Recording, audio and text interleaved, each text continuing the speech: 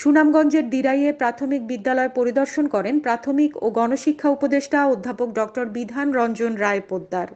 শিক্ষক সংকট দূর করার জন্য এখানে আমাদের শুধু শিক্ষক না, আমাদের কর্মকর্তা আছে, কর্মকর্তা সংকটও খুব বেশি।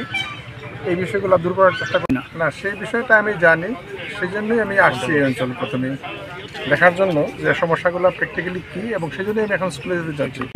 খাওয়ার ভাতার ক্ষেত্রে কিছু নিয়ম আছে, নিয়মের মধ্যে থেকেও যারা পাচ্ছে না আমরা এই বিষয়টা দেখব, ইন্ডিভিজুয়াল কেস দেখব, কেউ কেউ পায় কেউ কেউ পায় না, কী কারণে এগুলো হচ্ছে সেগুলো দেখবো আমরা। নতুন বই সংস্কারের বিষয়ে তো বলেছেন, এনসিটিভি তৈরি করে তারা বলেছেন আমরা জানুয়ারিতেই বই দেবো, এটা আমরা বলতে পারি। আর প্রাইমারিতে খুব বেশি পরিবর্তন হবে না।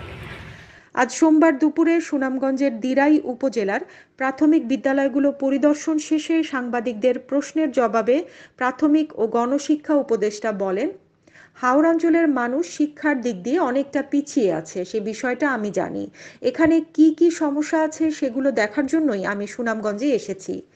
এই অঞ্চলের শিক্ষা ব্যবস্থার মানোন্নয়নে শিক্ষক সংকট, কর্মকর্তা সংকট সহ আবাসন সংকট নিরসনে কাজ করার চেষ্টা করব আমরা। তিনি আরও বলেন, আগামী বছরের জানুয়ারি মাসেই শিক্ষার্থীদের হাতে বই তুলে দেয়া হবে এবং প্রাইমারিতে খুব বেশি পরিবর্তন হবে না।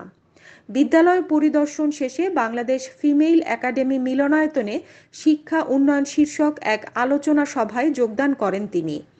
এ সময় উপস্থিত ছিলেন প্রাথমিক ও গণশিক্ষা মন্ত্রণালয়ের অতিরিক্ত সচিব সাখাওয়াত হোসেন, সুনামগঞ্জ জেলা প্রশাসক ডক্টর মোহাম্মদ ইলিয়াস মিয়া, পুলিশ সুপার আফম আনোয়ার হোসেন খান সহ আরও অনেকে। হানিন ইসলাম, সিএন বাংলা নিউজ ডেস্ক।